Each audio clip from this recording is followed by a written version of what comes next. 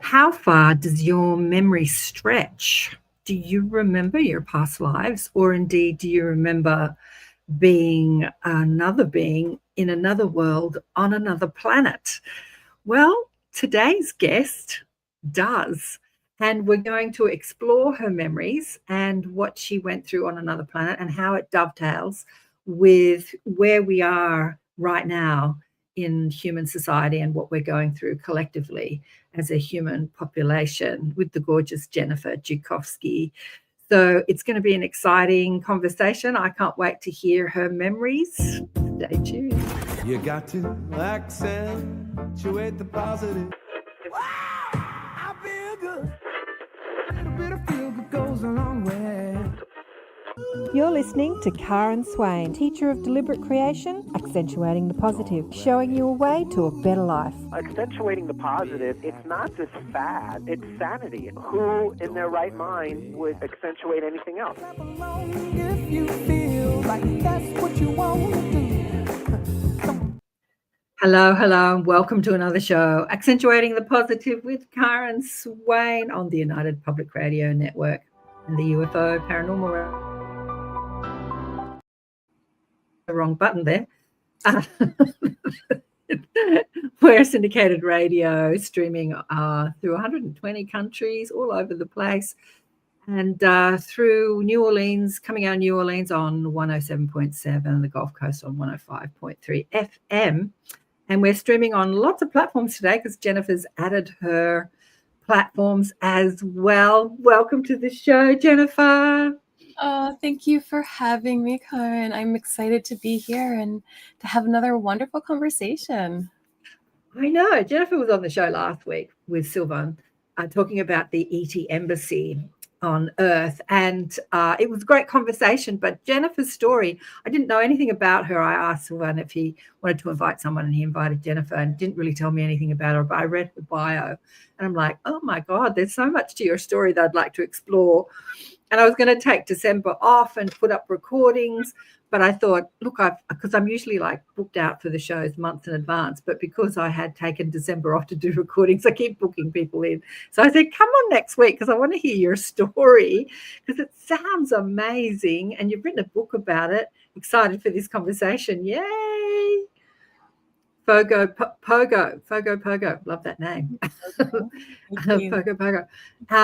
And you've written a book about it called The Lyran Legacy, which goes into it. And Jennifer was just saying, I should have sent it to you. And I'm like, yeah, maybe, but we're going to hear a little bit about it now. So let me tell you a little bit about Jennifer. She's a licensed psychotherapist, spiritual counselor, and intuitive life coach whose work blends mental health, conscious studies, and interstellar readiness. She serves as a special advisor for human development and interstellar contact readiness in Canada with the Alliance and as an Earth-based elder on the Galactic Elders Council, guiding planetary individual consciousness towards alignment with cosmic principles.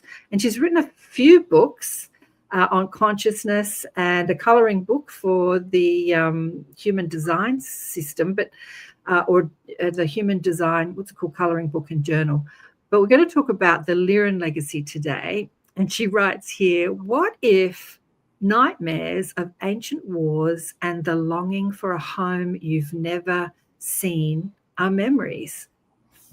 Journey through the destruction of worlds and scattering of the Lyran people and the formation of the Galactic Federation. This is not science fiction. This is soul memory. So, yeah, exciting. I was saying to Jennifer before we went live, I've actually heard a lot about the Lyran Wars as I've passed through different podcasts. Lots of people are talking about it, the Lyran Wars, the Orion Wars, the Galactic Wars. And I've thought to myself, God, we've got enough focus on wars on Earth. Do we need to focus on wars out in the cosmos? So I've never really tuned into that conversation. But I thought, well, today's the day to do it because, yeah, I really don't know much about it. How did these memories occur to you? Was it a hypnosis thing or did it come to you? Like, how did the memories come back? A little bit of a lot of things, actually. The first memory I had came back in a dream. And it was the first time that I went through my Akashic records. It was fantastic because in that moment, I remember waking up and going, I have to write this down. And I'm just typing away all of the memories. And this lifetime was just one in a series of memories that had come through. And I didn't think anything of it at the time when it first originated. And then I'd have, different things come through periodically over the course of many years. And I kept getting, we do card readings once a month, Tanis and and I kept getting this card that would come up for me whenever a reading was done saying, it's okay, your family is safe. And I'm going, I know my family's safe. I don't understand why I keep getting this card. And as the memories expanded, there was a moment and I just went, oh, I know why I keep getting this, and just release. So much release about the trauma of that lifetime. And at that point, the memories really started to flood back, and I was able to step into the energy of that lifetime. And how old were you when that first happened? Like, did you have memories as a child, or were you an adult when that happened? As a child, I always loved the stars. I always loved watching them. I remember being out in the country and looking up and looking at the galaxies and being enamored with it, but I didn't have any inkling of this connection until I was an adult. And it's interesting to have that come through. And I know for myself, especially being in the world of mental health and regulatory bodies and all of that, there was a hesitation for me to actually step into this and to allow myself to put this out there. I kept getting write it down, and I would write it down more and more, the memories and all of that. But in my mind, it was, I'm journaling this. That's all it is, until eventually it became, no, you're going to put this out there. This is important for the time that we're living in. And the way that you're writing about this and the way that the memories are coming through are important. And so I had a lot of work to do within myself to be ready to bring this forward. Yeah, I guess that you wouldn't have had the memories unless you were supposed to have the memories in order to share them. Yeah. I think that a part of the big part of the shift of this world is not that stuff happens to you, is that we're sharing it, that we're disclosing it, that we're making people aware of what's possible, of who we are, of what's possible.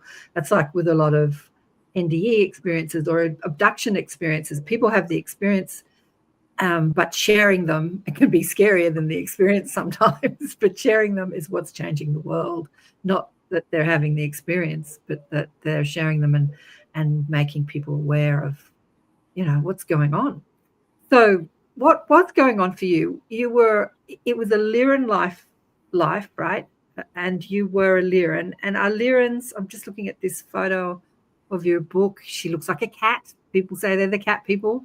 I'm thinking of Avatar. The ETs in Avatar look like the cat people.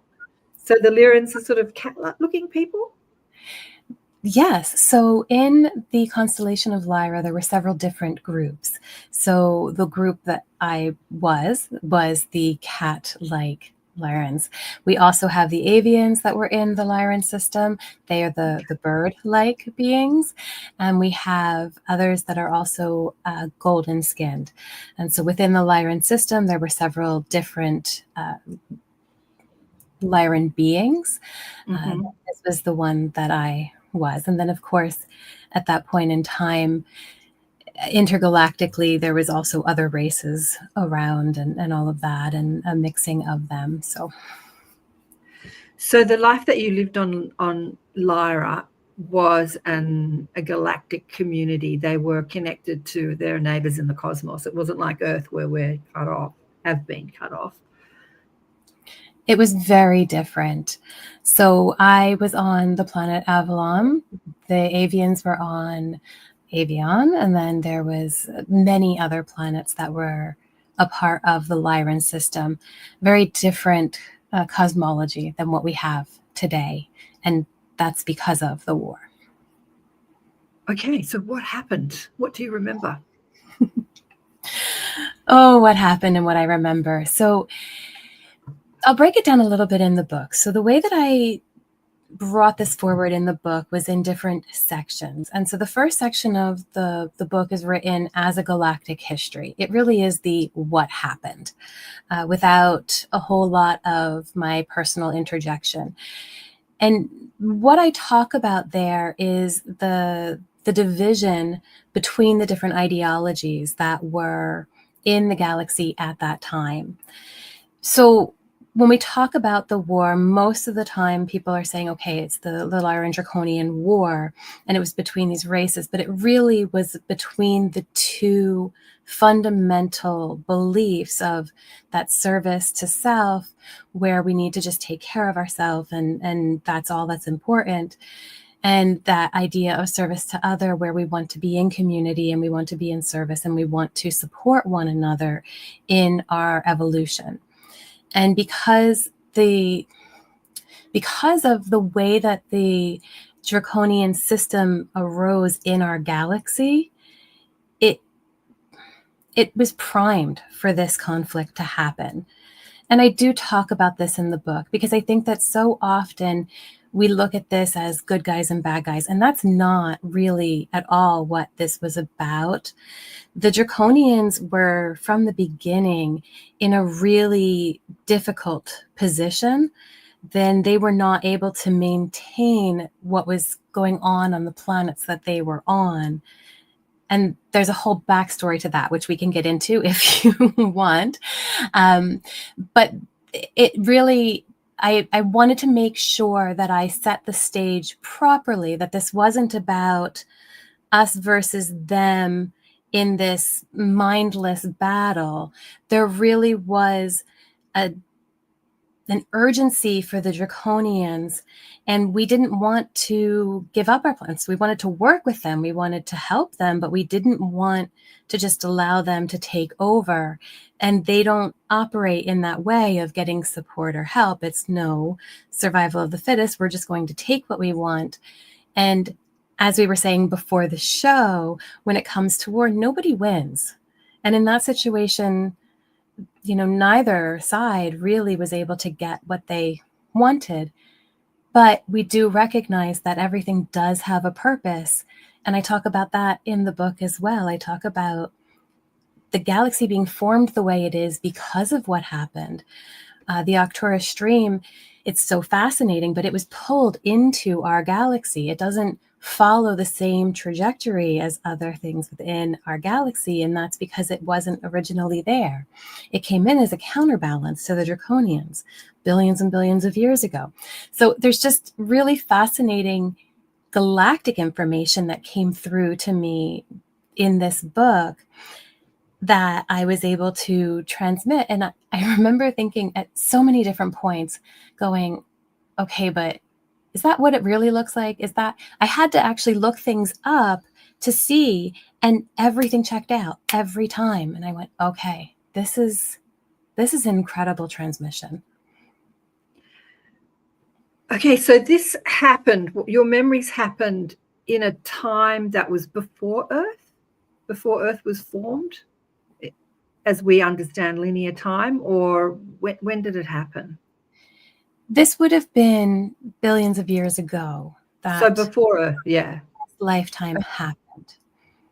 And you're living on a planet, and the planet was called, it was in the Lyran system, but it was on a planet called, what was the name of the planet again? Avalon. Avalon. Like Avalon we have today, but that's... Yeah.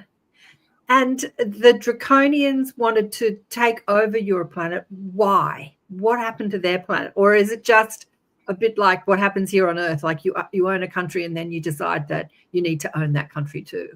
Like, maybe a little bit of both. But what was really going on? So this is well, I see the comment there. If you want to say hello, yeah. Thank you so much for joining us. So what was going on at that time, and this is kind of the backstory I was talking about. So in the Draco system, there's a dwarf galaxy, and that galaxy is actually a portal to another system. And that's the system where the ancient dragons are, where the rest of the reptilians are. And this whole thing with the Draconians even being here in our system was technically it was a punishment. So what happened is they were depleting the resources in their own system, and instead of just destroying them, the upper echelons of the reptilians wanted to send them through into this part of the galaxy where that was very harsh. And so what they did is they put them through, and then they proceeded to watch them through this portal, almost like a looking glass. And this made the reptilians that came through, that became the Draconians of the Draco system, really angry. It made them, they were already the epitome of service to self there. They were already depleting resources and not managing things well. But when this incident happened, instead of being a catalyst for change, it really threw them completely into this other way of being that caused their downfall. And so even though they did have some ability and they tried for a long time to make it work, they couldn't sustain life anymore where they were. And so they were venturing out. And when they realized that there were other planets now that were developing and strong and healthy, they wanted them. And that's a really, they did want to take over, and they did do that in different areas just to show dominance.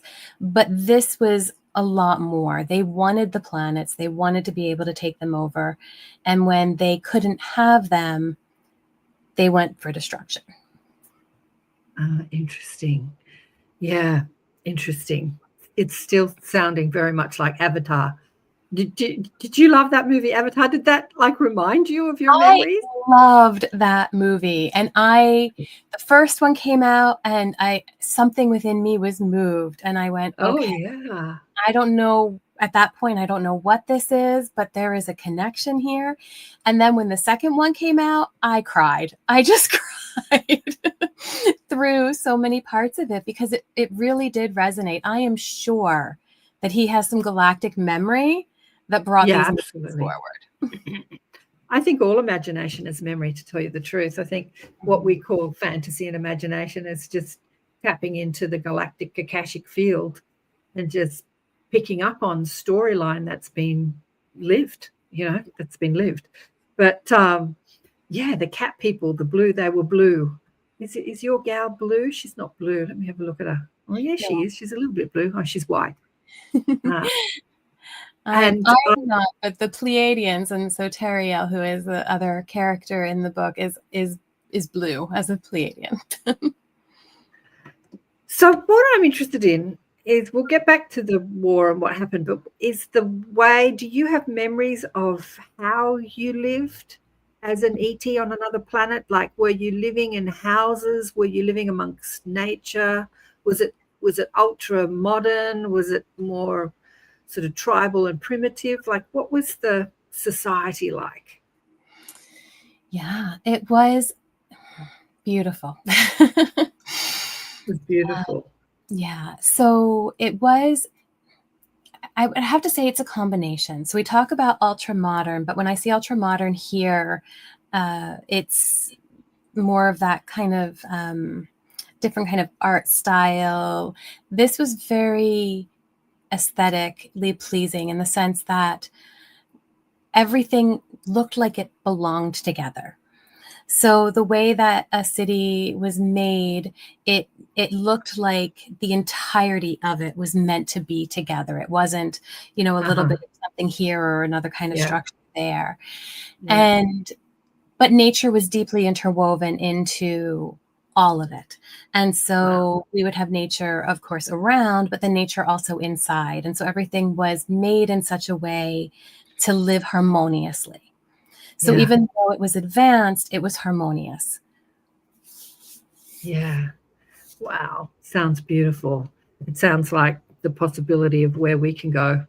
When I think about stuff like that, because the way that the earth has been built, it's like people have great ideas, but they're not congruent with all the other great ideas. Like they don't come together and say, let's design this in a way that, complements each other. It's like, no, let's put that building there and that building there and that. But there's just, It's such a different way of being in the world that lifetime, and not just for the Lyrans, but for all of the races. It's just a different way of experiencing. So even though we each have our own unique identity, we have the ability to connect on a deep level through that oneness. So I start the book off by talking about, even before my lifetime, of what it was to be in the oneness and that moment where we decided to incarnate, and the transition and what that looked like, and how we maintained that connection for such a long time, that oneness connection where we were able to recognize that what we did impact everything and everyone around us. And so even though we came to have an individuated experience, it really wasn't completely individualized, because we still always were able to stay in that connection. And we had different practices and things that would maintain that connection so that we wouldn't lose and fall into that place of separation. And tell me more about the society. Like, what was there money? How was it structured? Was there family groups, or was there more community groups, or how is it structured? Yeah, this part is so fascinating because, again, with every transmission, I think that there is a piece of us that filters it through our own understanding. My apologies. The dogs have decided to go a little crazy. Guys? Okay. So, we think of it the way that we live in the world today, but that's not how it was then. Yes, we had family structures. I remember my parents. I, can remember other family units. And yet the way that we looked at family was so significantly different than the way that we look at it today. It wasn't about, bloodline and mother, father. Family really was community.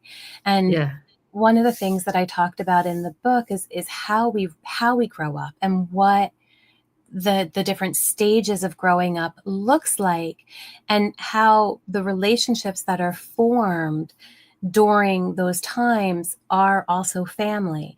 And so, I talk about being in the academy and what it is to do these different learning retreats that we did. And each time we did that, our cohort that we were with was family. Every time we went on to a new planet to learn something, the inhabitants of that planet were family.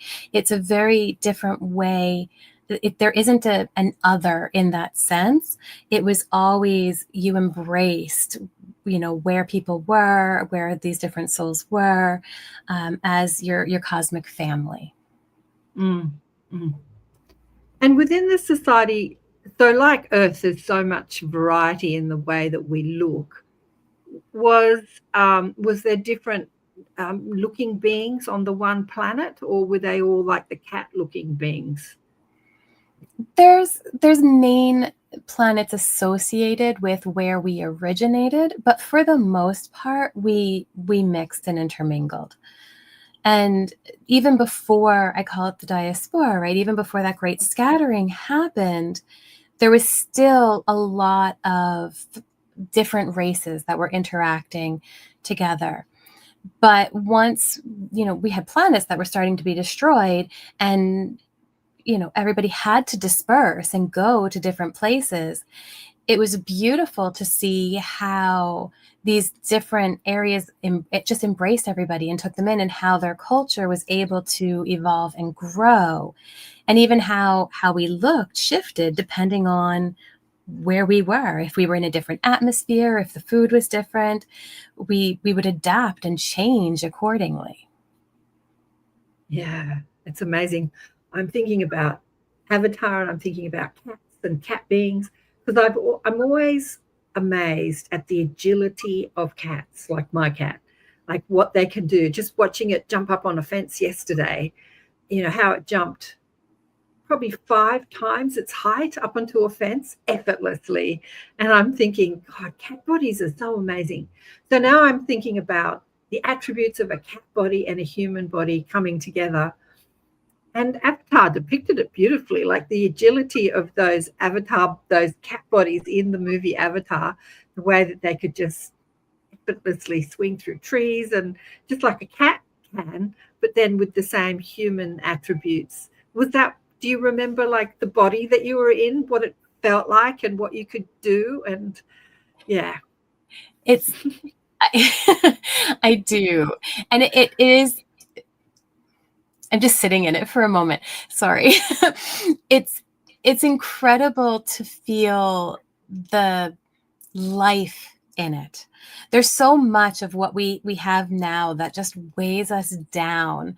And that's very different than what it felt like being in these other bodies. So as a Lyran, my body, it was very sleek, that was very muscular, it was able to do things, and I just, you said about the agility and all of that.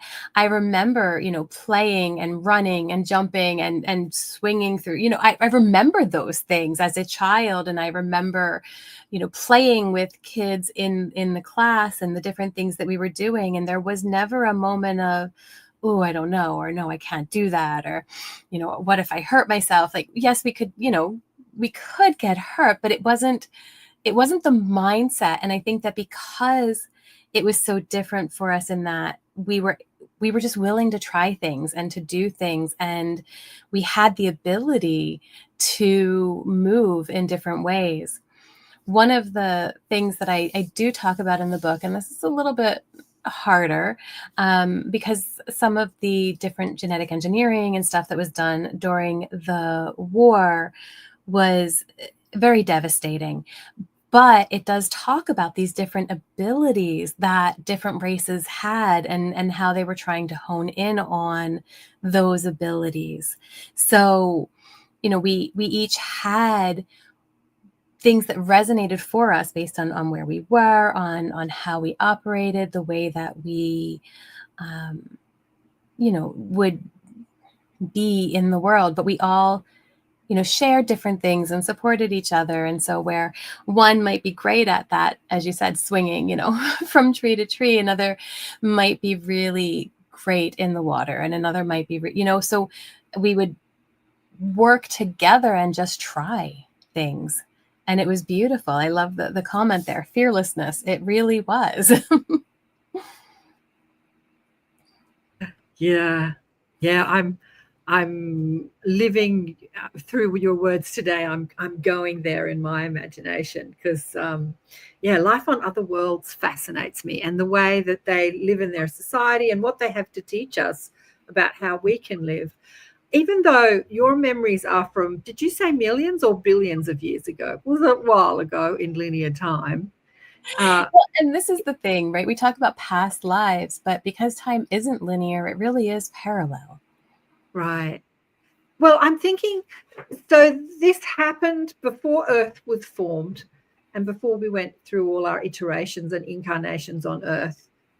We've been through many societies that have evolved into an enlightened state, and then been wiped out, and then evolved again and been wiped out. And here we are again at a precipice point where technology is meeting consciousness, and is service to self going to overtake, or is service to others? Is consciousness going to change as we move into a more technological age? And, we've talked about Atlantis and Lemuria and the Atlanteans. let that technology be more service to self and control dramas and yada, yada, yada. So what's happening? Is it, how do you say it, Lyra? On Lyra now. Is Lyra still a planet in our timeline? And have they evolved from that time that you remember? Yeah. See, the constellation is still there, and there's actually planets forming again. New stars coming into being. It was beautiful. I was driving one day, and it was early in when this was coming in, and my eldest said, "I keep seeing this figure, and they have a bird face, and it's just explaining the whole how they look." And I said, "Okay, well, let's tap in and see, where are they from? What's going on?" And then so Ray drew a picture of a planet, and then drew this whole city center almost. And I nearly fell over when I saw it, because the city center piece was actually a part of where I was in my lifetime. And then the planet, it was beautiful. And I was like, okay, let me just see. And I started to research, and I saw that there was a new star forming, and it looked exactly like what Ray drew. So I was blown away to be able to see that. So there is evolution happening. The Lyrans that are still here are, there's rebuilding happening, but they're also living in so many different systems on different stars and planets. And so there's a piece where we go, yes, we can rebuild. And that's what happened with Mintaka. I talk about that in the book as well. But then there's other times where we go, it's okay. We're going to allow this system to regenerate, which is a big piece of what has been happening in the Lyra constellation, because it needs to rebuild and regenerate. The energy that is there is reforming.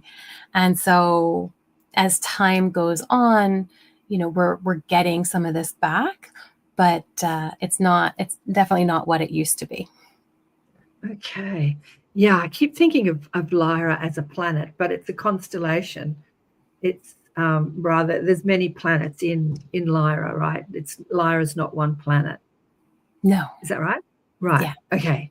Yeah, because we're not taught about cosmic history in school, like we're taught cosmic geography, and I mean the Pleiades are the same. The Palladian system. The Pleiades is not one planet; it's a system. The Orion is the same. It's an Orion. Orion isn't a planet, is it? It's a constellation. Is that exactly right? I don't know. Yeah. They're all different constellations. Even the Draco system, Draco is a constellation. And so when we are talking about these systems, we're talking about the area that they are. It's not that they're just one thing. So like Mintaka is a star in the Orion constellation. It's right. So we have all of these different these different comments. my whole life, I don't care. No, there's all of these different places that. The other piece to this that's really interesting. So the way that the whole galaxy it's similar, but it changes. Just like we know that the Earth has changed over the course of its lifetime, and it's the layout of it and all has shifted.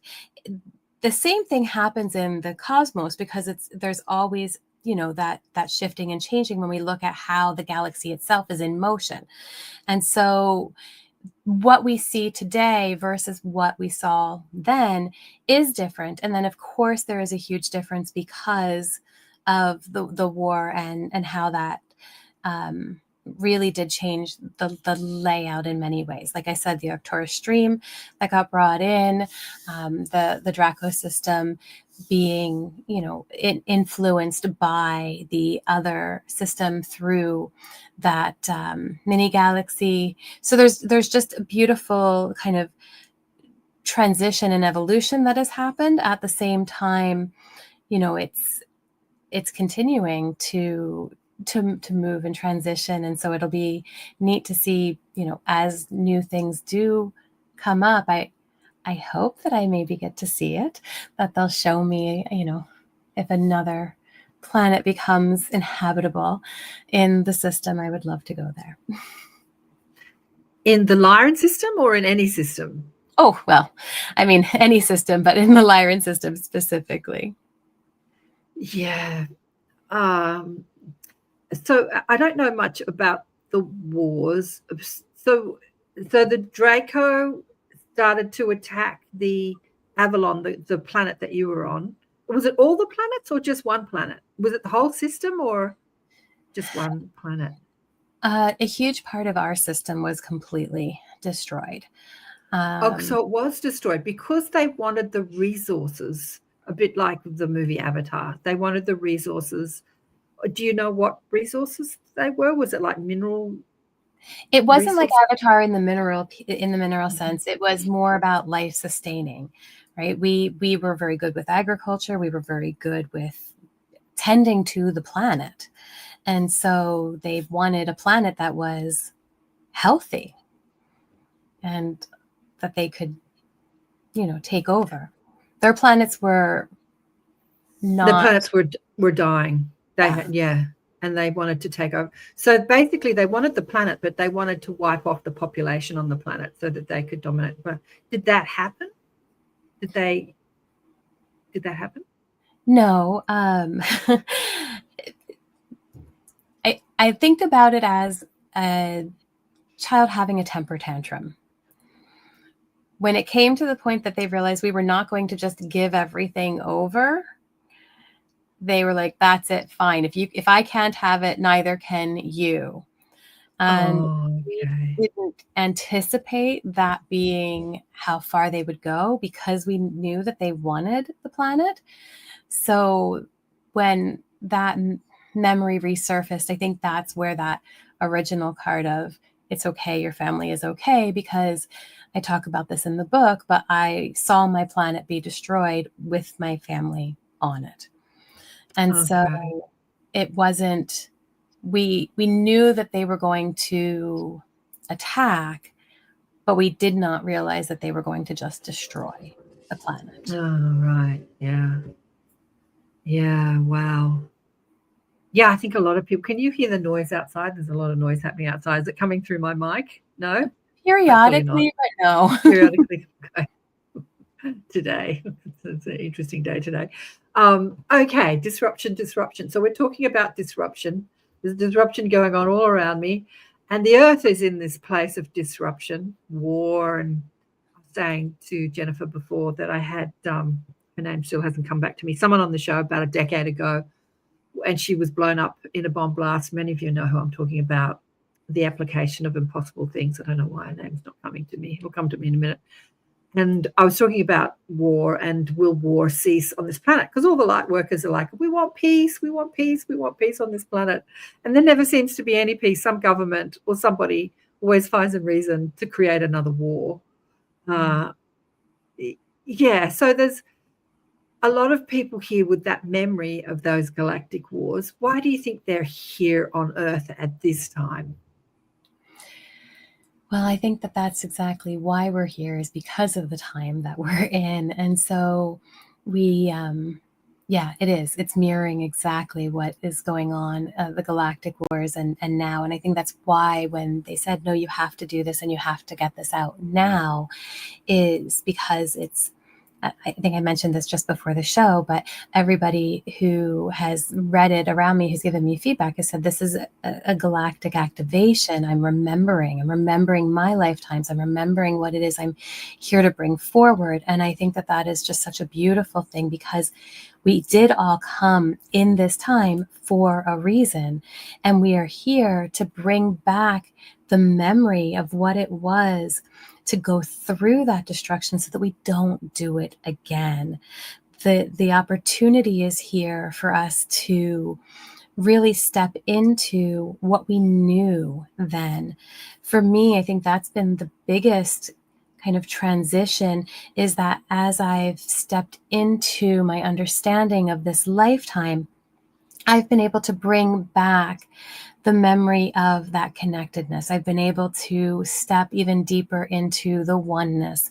I'm able to handle things and look at things differently. And when it comes to conflict and the way that we navigate it, it really is a huge paradigm shift. And the more of us that are able to make that shift and show up in a different way, the more the world can transform. And so all of us who are here, who have those memories, who have been through that lifetime, are here in order to help with that, with this journey. And it's not about negating the polarity, right? We recognize that there's always going to be this push and pull that happens. That's what brings about change.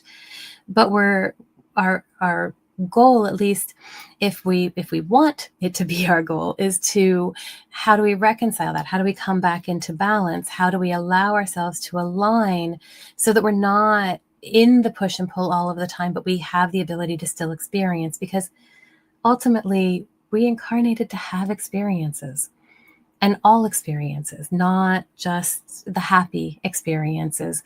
It's this mind and this human form that's decided this is good and this is bad, this is right and this is wrong. The idea is to experience in all of the ways that we are able to experience life. And this is something that was really important when I was bringing through the book, because we recognized that even the war, even the difficulty of it, had purpose. And when we're able to look at it from that standpoint, we have the ability to transmute that energy. But if we stay in that place of feeling the pain and staying in that victim state, which again, it's experience. If that's the experience that we want to have, so be it. But if we want to transmute it, we do have the ability to. And the book talks a lot about my personal journey in the second half. Like I said, there was 3 parts, and the second part is the story being told from my lens. And so I talk about the pain, I talk about the trauma. I remember the first time through getting it back saying, Jen, you say grief a lot. And I looked and I did a word search and went, oh, yeah, I'm going to have to change that. But the first time through was the first time in this lifetime that I was processing it. And so I was heavy in the grief. And then as I moved through the healing process, the edits changed and the way that the book was told was changed. The narrative of the story was adapted, not from that pain point, but from that healing perspective. And so I think that that is a huge piece of why we're here right now, is to hold space for that healing in the world. Yeah, beautifully said. Yeah, I mean, grief is around feeling loss. And here on earth, we talk about, loss of loved ones, loss of pets, loss of money, loss of relationships. But yeah, you lost a planet. you lost everything. It's like, but at the same time, I'm thinking, all those souls that disappeared as that planet was destroyed. I don't know how, was it blown up? I don't know how the planet was destroyed, but I'm imagining that it was sort of like blown up. Have all re-emerged, and they understand that nothing's been lost. It was just an experience they were having on a physical incarnation on a planet, and that they're all still together as souls, if you like. Have you recognized, in saying that, have you recognized a lot of soul family here on earth that were there during that time? Yeah, I have. It's been an incredible experience having brought this through, because I meet different people and there's just this moment of, I know you on a deep level, I know you. I remember we were doing a Twillo talk. So I also do a Galactic Gab. It's with Tanis Coughlin from the Twillo Lifestyle Community, and it's with Dr. Lisa Thompson. And so Dr. Lisa Thompson talks a lot about her life as a galactic as well. And I didn't know her at all. The first time we met, she was a guest on Twillo Talk. And we get into the before the show, and I just like, I know you. I know your energy. We do the whole show and go through it. And then Tana says, she's from the book, huh? And I said, yeah, and I know exactly who she is. And so we were talking, and we're all just crying. And so I sent her a section of the book, and I was given her name in that lifetime that she had also been given, and everything about her and what she was doing just resonated so deeply. And it's been those kinds of beautiful moments that have come forward, and it's people all over the world where, you know, we'll meet, and it's just that immediate, like, I know you, I know that energy. And so I feel incredibly blessed to be able to reconnect with these energies in this lifetime and have that support again as we journey through yet another adventure. Yeah. I'm thinking about the reasons people come to Earth and why they're here. They're incarnated in physical bodies in this time frame that we're in as we, you know, put this podcast out. And there's so many reasons, a myriad of reasons. Often we talk about past lives from this planet, but there are so many people here that have had adventures, experiences, challenges in past life, future lives, present lives on other planets, and so much has happened. It's so vast, isn't it? It's just so vast, and there's so many people here. The dynamics have been the same too. What is Fargo saying here? Been the same, which has been interesting. Mm-hmm. The dynamic.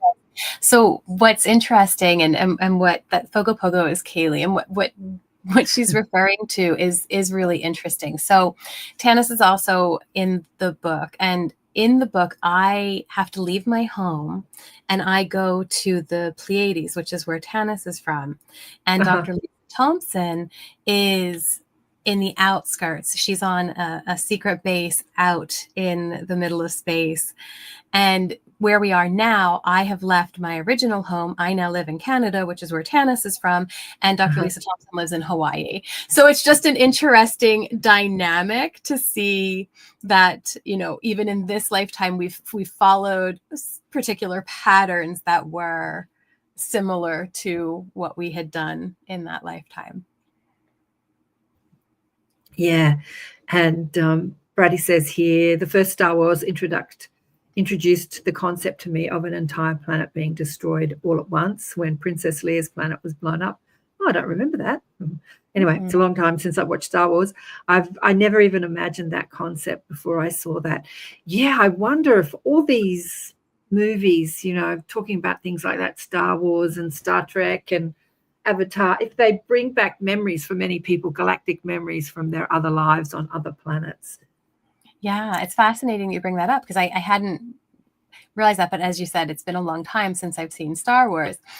That being said, I am sure that that's the case. I mean, Star Wars is the great galactic war. Like, you think about the different sides and all of that. Even some of the terminology is is quite similar. And so I think it's definitely memory that has inspired these incredible movies.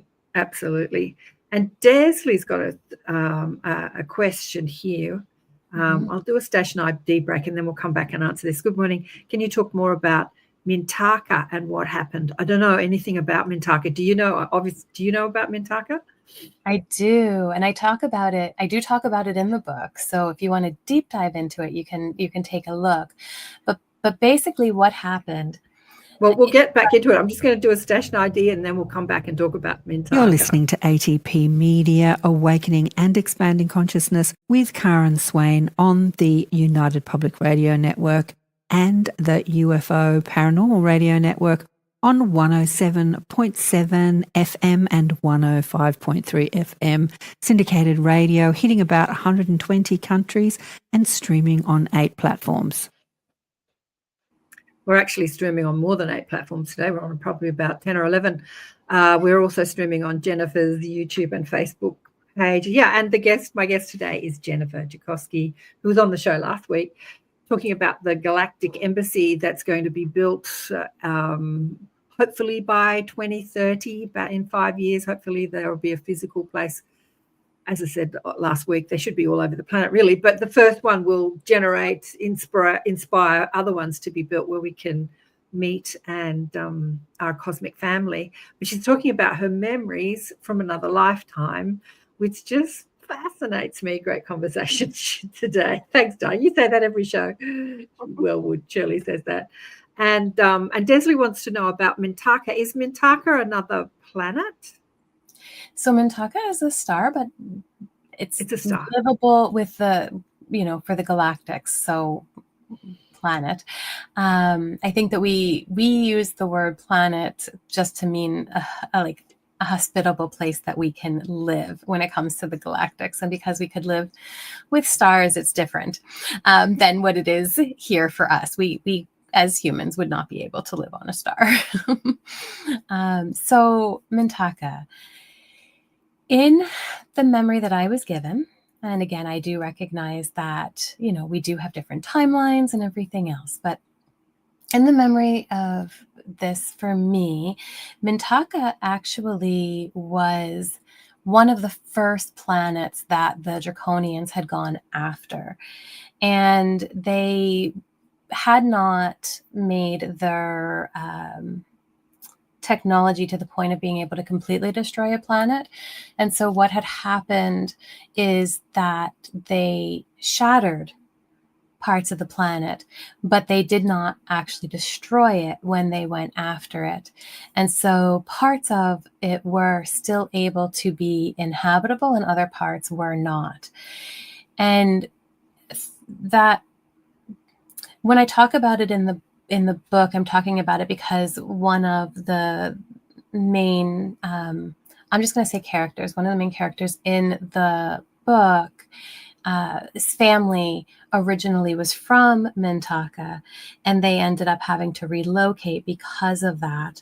And so later in the book, we talk about when the Draconians went back and they tried to destroy Mintaka, and they weren't able to do so. We were at a point where we were able to stop that from happening.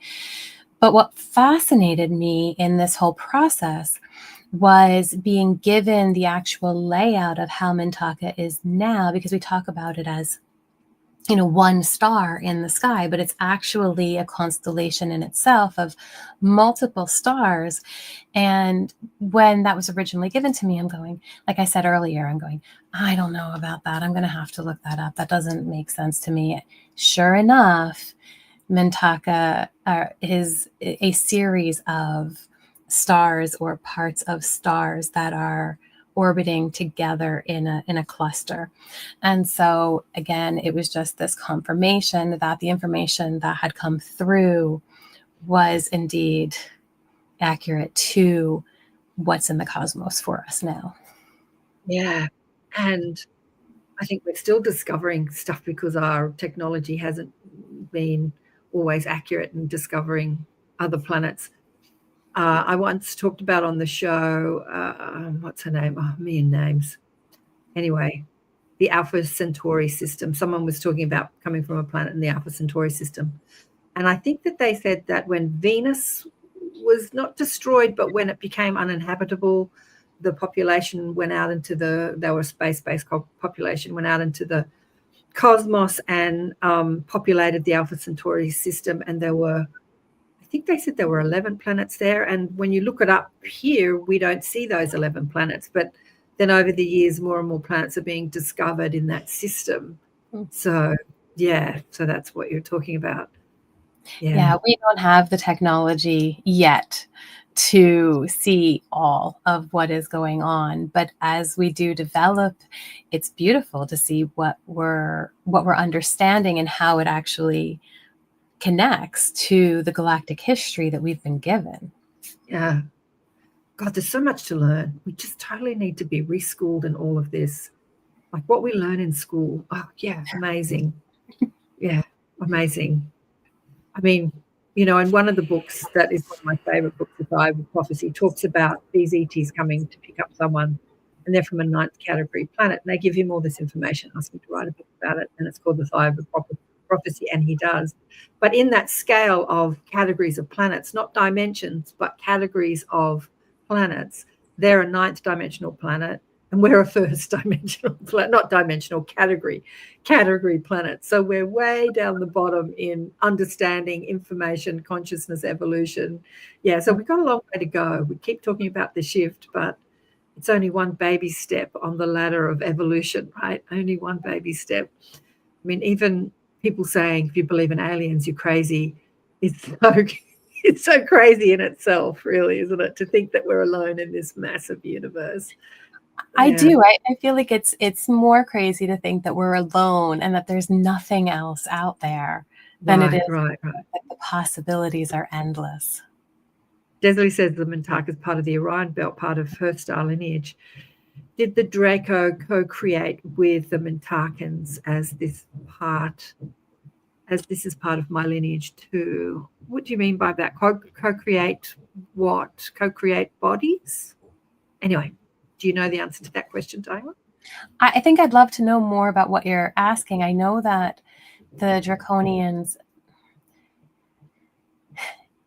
in the more difficult parts of that time, they did do things with other races where they were trying to manipulate DNA and all of that kind of stuff. And so if that's what you mean about having a split lineage, did they mate? Yes, but that's actually in the book, which is really interesting that you're asking that. They did not necessarily at the Mintakans will, but the Draconians definitely did. And part of the story, actually a very significant part of the story, is about somebody who that happened to, and she had to be rescued in order to be healed, and so she was brought to the Arcturian healer, and so that she was able to actually give birth, because she would have died before she was able to do that. And one of the main characters who helped with ending the war actually came from that. So that lineage. That lineage. So how did they end the war? So the Draconians destroyed the planet you were on, which was Avalon. Did they only destroy one planet, or did they destroy more than one planet? They destroyed a lot of planets, and they destroyed a lot of planets before the war was over. And you know how we were talking before the show about how things perpetuate to a point that they end themselves, because we get to that place where destruction breeds destruction until it is also destroyed. And so that really is what ended up happening. The Draconians overstretched, overreached, and that became their downfall. So without giving all of it away, but basically they decided that they wanted to start going after the dragons. They wanted to force their way back, and they wanted to try to take over again. And at that point, the upper echelons said, nope, that's it. We're putting an end to this. And that is a huge part in what allowed the war to turn in our favor. So that again happened even before Earth was formed, right? In a distant past. And what influence do you think? Because I always say that Draconians have a bad rap, because there are races of Draconians that have been very service to self and controlling and wanting to take over. And then there are lots of other Draconian races that don't. They just live in peace and harmony, and they're happy, and they don't want to take over or control anybody. But what influence do you think the Draconians have had on Earth in our past and as we stand right now? Yeah, I think this is where, for me, it differentiates. And I know a lot of people don't differentiate the reptilians and the draconians, but the reptilian race as a whole is what is on the other side. So that's the dragons and the rest of the reptilian race. When they came here, for me, and this is just in my understanding of it, they became draconians. So the draconians are specifically the ones that were pushed aside, whereas the reptilians is the entirety of the race. Yeah, like saying humans, and there's all different flavors of humans. Right. Yeah. Exactly. White, black, Asian. Yeah. And so even some of the draconians ended up being with the Galactic Federation. They ended up signing the treaties. They ended up doing all of that. So not you can't just say one is all. That's never going to work with any grouping ever. But in this case, when we talk about draconian and draconian energies, I think we often focus on the negative aspects of it, but there are beautiful aspects of it when it comes to leadership and determination and all of that. And so when we look at starseed energy, I think it's funny because sometimes when people will talk about, reptilians or draconians, they put like the light reptilians or the light draconians. And it is that piece of, we also have darkness, and in all of the races, we suffered. We had different, emotions that came up within us. It's not good, bad, right, wrong. Again, it's experience. And so if we have the different qualities, it's about what is it that's meant to come through with that? What am I supposed to understand about it? Am I meant to sit with it? Am I meant to transmute it? What is it that is coming forward for me in this moment? And it might be different, down the road. That might shift for you as well. I have, you would have seen it on the website for the book. I have a starseed guide. And the guide, it looks at these different starseed energies based on your birth information.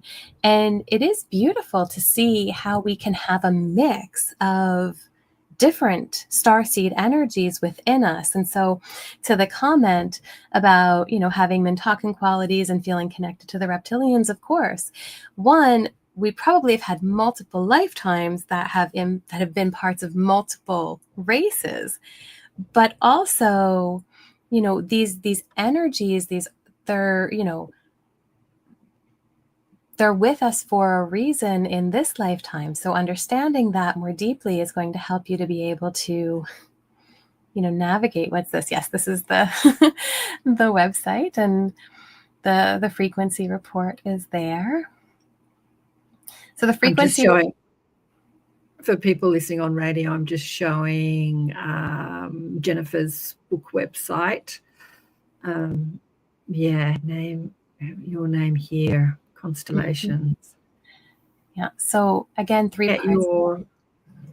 Get your astrological starseed frequency guide she's offering here about your personalized starseed guide. Yeah, interesting for all those starseeds out there that want to know more about their lineage. Very interesting. Yeah, go on. Please go on. Yeah. Oh, I was just going to share about what's in it. So the first part, you've got your sun, your ascendant, and your moon with your galactics. And then the rest of that section is just a basic astrology chart. Then the next part is your frequencies. And so this is based in the gene keys, but gene keys with a twist. It's the gene keys with your galactic heritage and what that looks like. And so it looks at the shadow, the gift, and the siddhi, or the enlightened energy associated with the galactics that are part of the gene key in your life path. Desley's loving this conversation. Desley's an Australian. Did the RH negative blood originate from the dragons? Got to get your book. I have done the astrology chart. Is the frequency chart different? Mm-hmm. So, yeah, I don't know about the blood types. I've heard that before, but I don't know. That's not something that I've been given, and it's not something I've looked into. So yeah, astrology chart. So the frequencies, so if you're not familiar with the gene keys, the way that the frequencies work, we're only doing the first 4, which is your sun, earth on either side. Again, we're getting into like human design and all of that. If you're not familiar with it and you want to learn more, actually on my Holistic Self's website or on Passenger Consciousness, there's a whole bunch of information, and you have the human design book there as well. So if you want to deep dive into all of that, you can, or you can always just reach out. But the way that the frequencies work, it is your life's work, your purpose, your radiance, and your evolution, your radiance and your purpose. That's the path of the gene keys. And so we look at those through the lens of the galactics. So I'm just like, I could pull it up as an example, but the idea behind it is, okay, let's say your life purpose and the gate, there's a frequency with each of the gates. And so there's 64 gates. This is based in the I Ching. And each one of those gates has an energy associated to it. And what I've done in this part of the birth chart is I've also brought in the galactic energy that's associated to that gate. So you get to see from a galactic perspective, how does this shadow show up? What is the gift of this energy? And how can I bring that into that enlightened state? So it's a very different way of looking at the gene keys for that. And then the third section is just a whole lot more information about galactics, about what it is to have the galactic energy here today. And it's much more of a book kind of format, but with tools for you to dive deeper into your chart if you want to. Fascinating. So I'm trying to share your website, but the internet's running really slowly today. Anyway, hopefully it's coming through. Yeah, go on. You seriously what? I do see it. So if you scroll up to the top, yeah, and you'll see under the additional services, there's human design. Human design, yep. And if you scroll all the way down, there's all of the laugh and learns that I've done about human design. So you can really kind of deep dive into all of that learning if you want to. There's a whole lot of other things offered on the page, but as you go down, you'll get to the list of videos. Oh, I see. Okay, got to keep going. Yeah, as I say, it's loading really slowly, so it's not actually loading. Anyway, we'll stop sharing that. I want to know about the formation of the Galactic Federation, because this is something that you talk about too. Do you want to talk about that?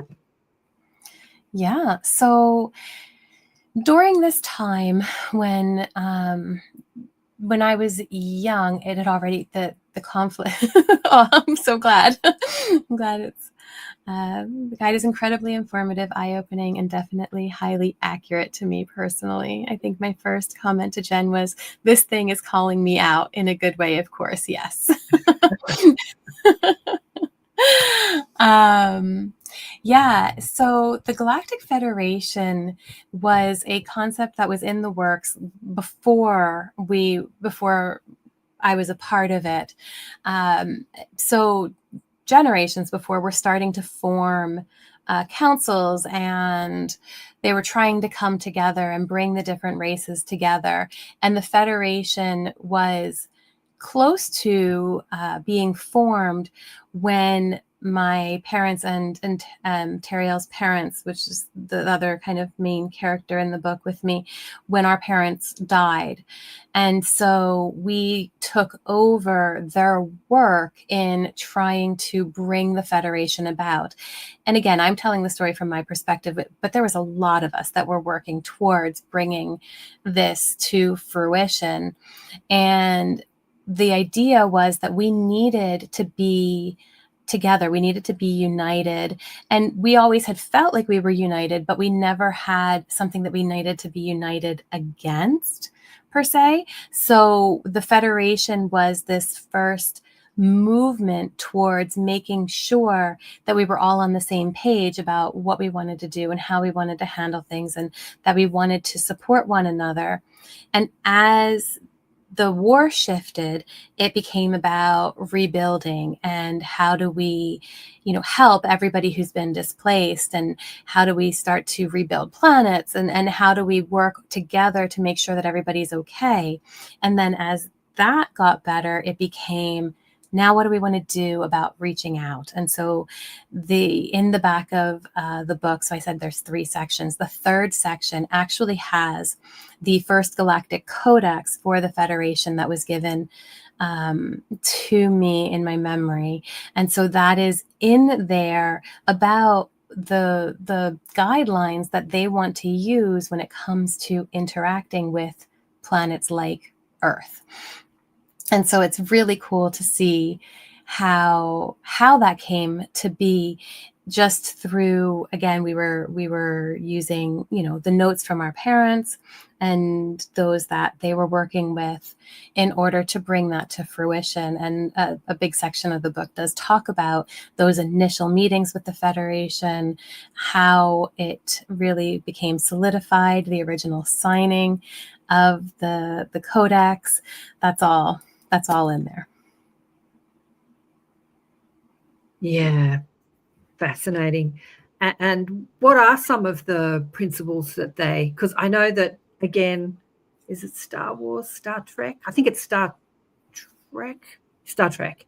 There is that non-interference. What do they call it? They sort of go over some of the principles that the Federation abide by, and that they abide by when interacting with other planets. They can't interfere. Do you remember that? That non-interference. And there is a lot of that in there. It's interesting too, because you were talking about with Lemuria and Egypt and Atlantis, all of those. And I do talk about those in that third section about the cosmic influences on Gaia. But it is, there has been times where they've influenced greatly.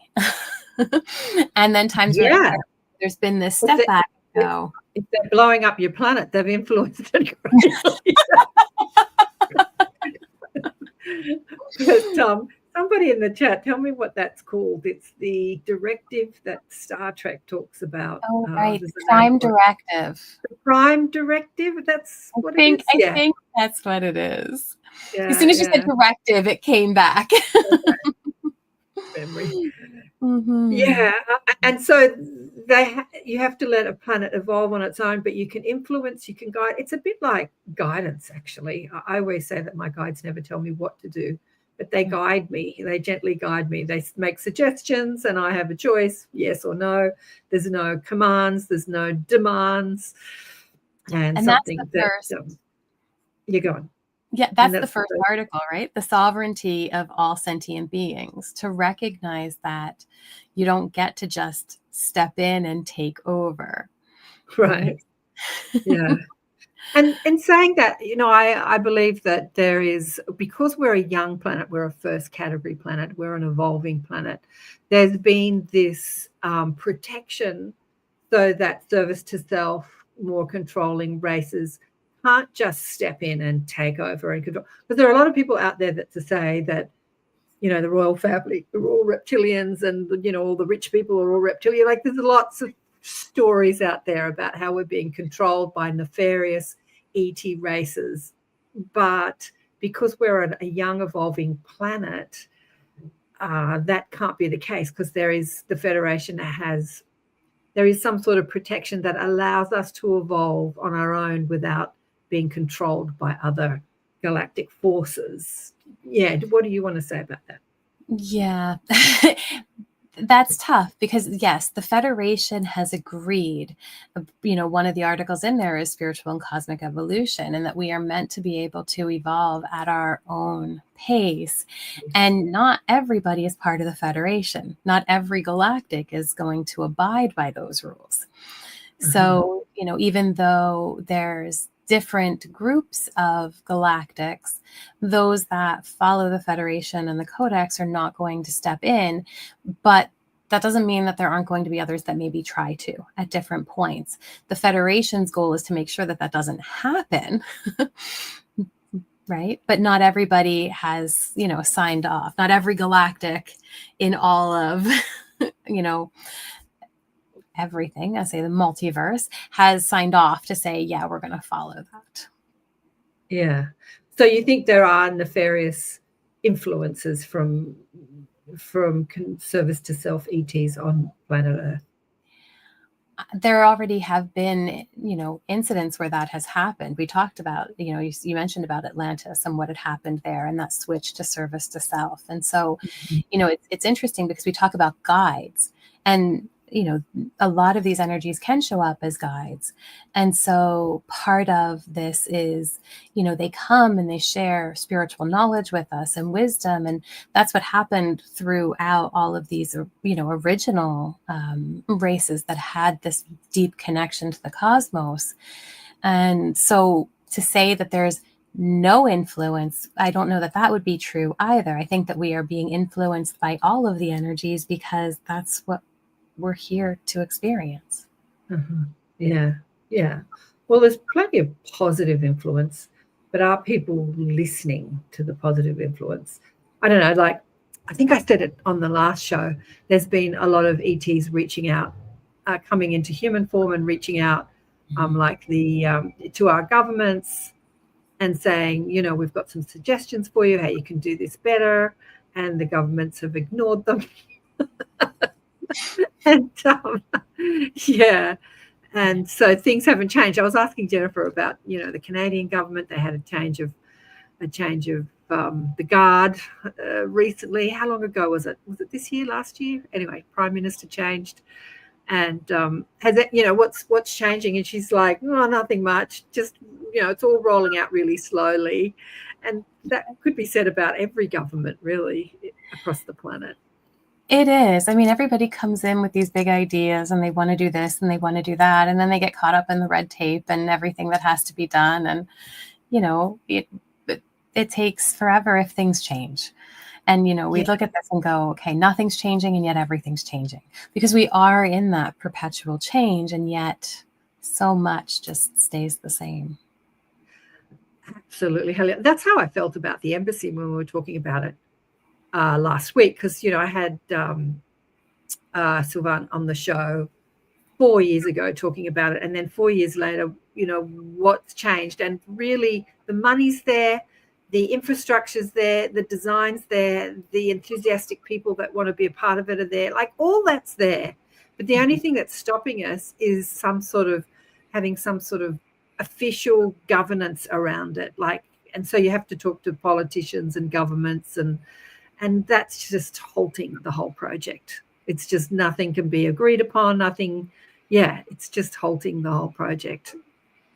Yeah, just the fact that there is a government that is willing to take a look at this shows that there is a shift happening, but it is still a slow process. A slow process, unless there's some cataclysmic event that really speeds up the process, which is really possible. Lots of people have spoken about it. Okay, we've got about 10 minutes of the show left. Is there anything else that you want to share that you haven't shared about remembering your galactic lifetime and what you're here to do on Earth?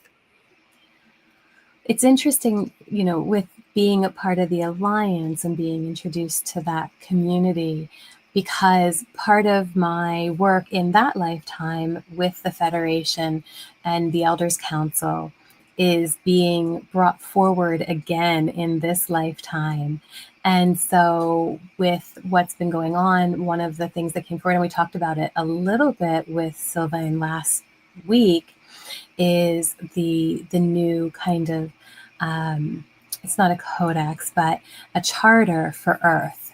And what is it that we as inhabitants of Earth need to be moving towards in order for us as a collective to be ready for contact?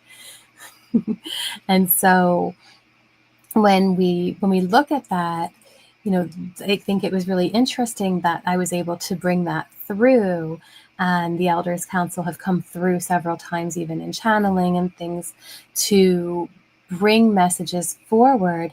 And that I really do feel is my role right now in this readiness phase. And that's why I work in mental health and wellness, and why I want to connect those different energies together between the science of it and the spiritual, because that's what we need as a collective in order to open and be ready for the next steps. So do you see in your lifetime that we will become, a space-based society? Like we will really interact with the rest of the cosmos? I want to say yes. But what I'm getting is,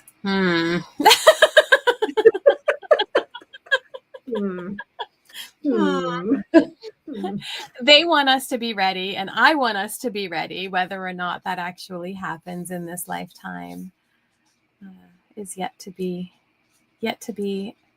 confirmed. Yeah. Look, when I tune into the UAP, UFO discussions that a lot of people are having, like the Ross Coulthard on News Nation and stuff, all they want to talk about is how, well, not all they want to talk about, but a lot of the conversations is how the deception, how the governments have covered this information up. And that's been going on for over 100 years. Like we were having more discussions about spaceships and galactic societies and men from outer space probably in the 40s and the 50s than we were. Well, maybe we're starting to have more of them now than all the way up to now, like, for the last 50, 60 years.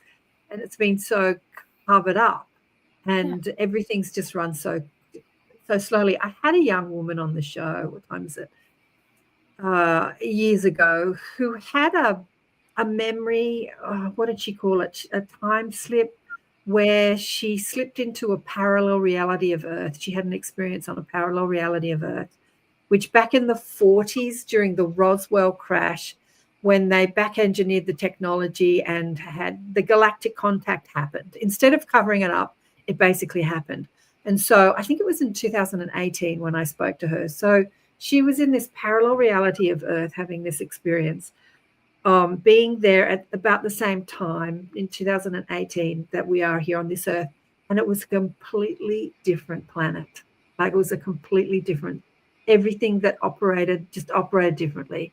She said that she walked out to this ultra modern city and everything was free. Like you could ride you didn't have to pay for anything. And I can't remember what she said, but I just loved that conversation with her, because disclosure happened in 1947 and in 1950, and the reality of being a part of the cosmos became real in our society, and how evolved we had become in that 50, 60 years was exponential.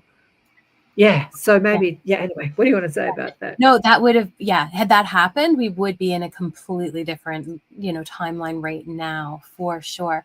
And that, I know we're close to time, but that was something we had gotten to kind of at the end of the last talk that we had. And here we are again with this idea of, you had asked early on, what was it like? Did we have money? And no, everybody did what they wanted to do. And it's fascinating because when we came in with choice. So you know how we talk about like contracts and things like that.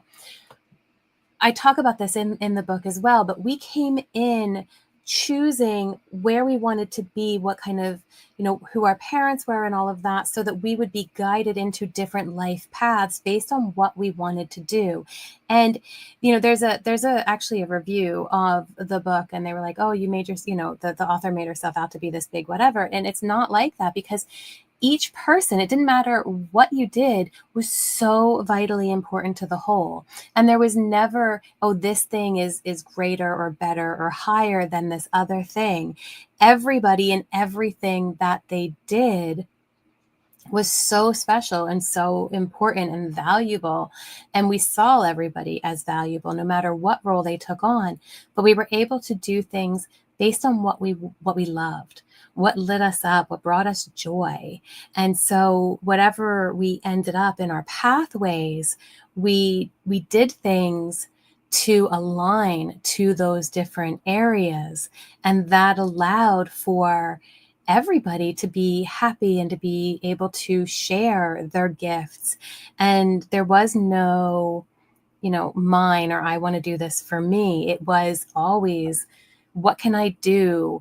What can I do that's going to light me up, that will also light you up? What can I do that is going to be able to gift to the whole?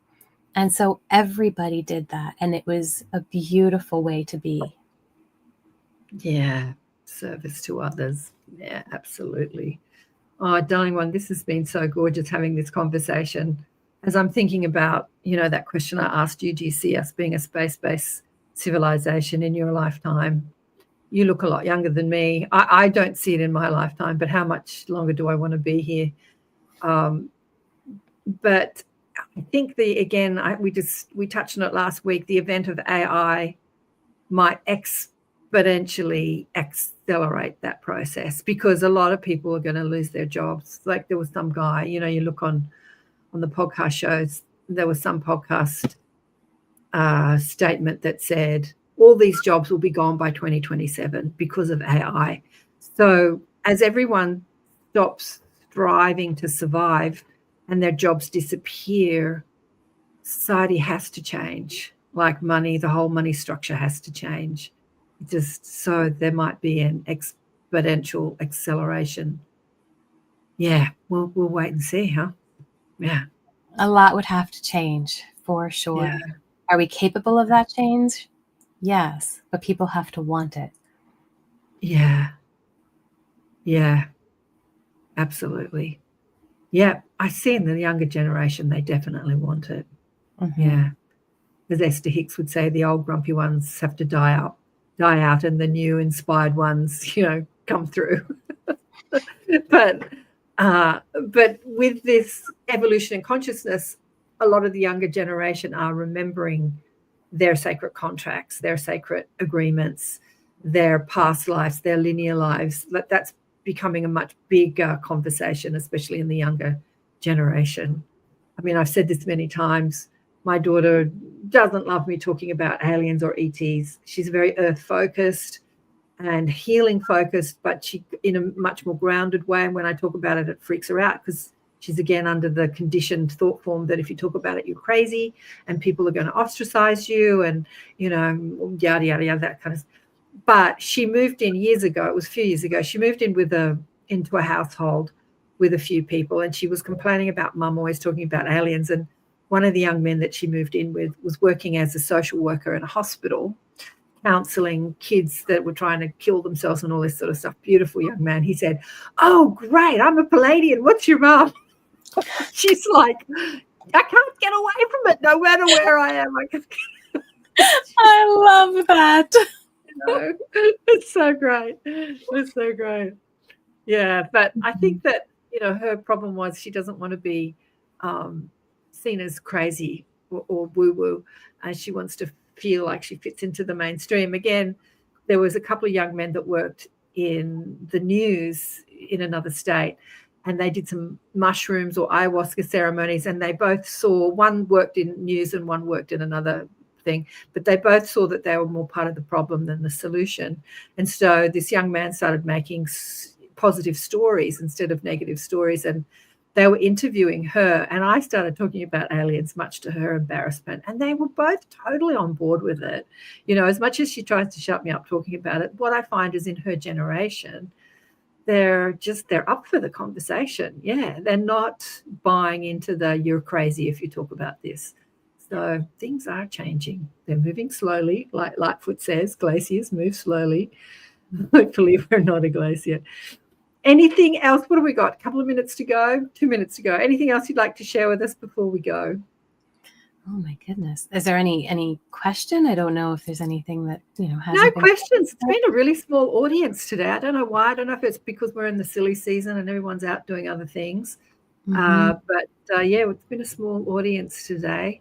And I've got an NDE on next week. I keep booking in people for December, and then I'll probably do a show talking about, just wrapping up the year, and then I'm going to just upload some recordings from January. I say this, and then I probably will book people in to try and have some time off. But You do need to take some time too. But we still have the Elevate shows going where you can ask questions about consciousness, evolving consciousness. But it's been so beautiful to have you on the show and to hear your story. It's amazing. It's amazing. I love this conversation. Yeah. Thank you. Thank you so much for having me. I love being able to talk about it, about that lifetime, and most importantly, about what we're bringing forward now into this lifetime and how we're able to embody these different energies here and now. Yeah, absolutely. Yeah. It's an exciting world, really. It's moving slowly, which gets a bit frustrating. But I do wonder what the world will look like in a short 5 years. Yeah, in a short 5 years, the year 2030. Yeah, it's going to be interesting. Thanks again, everyone, for tuning in and your great questions. Desley, Lightfoot, Leslie, Fogo Pogo. What was Fogo Pogo's real name? Kaylee. Kaylee, and Shirley, and all the beautiful people that were here. Brad was online, and Mish was here, and Heidi, of course, all the beautiful regulars and some of your tribe. Terry, hello, beautiful souls. And we will catch you all next week. Big love to all of you. Thanks again. Bye for now.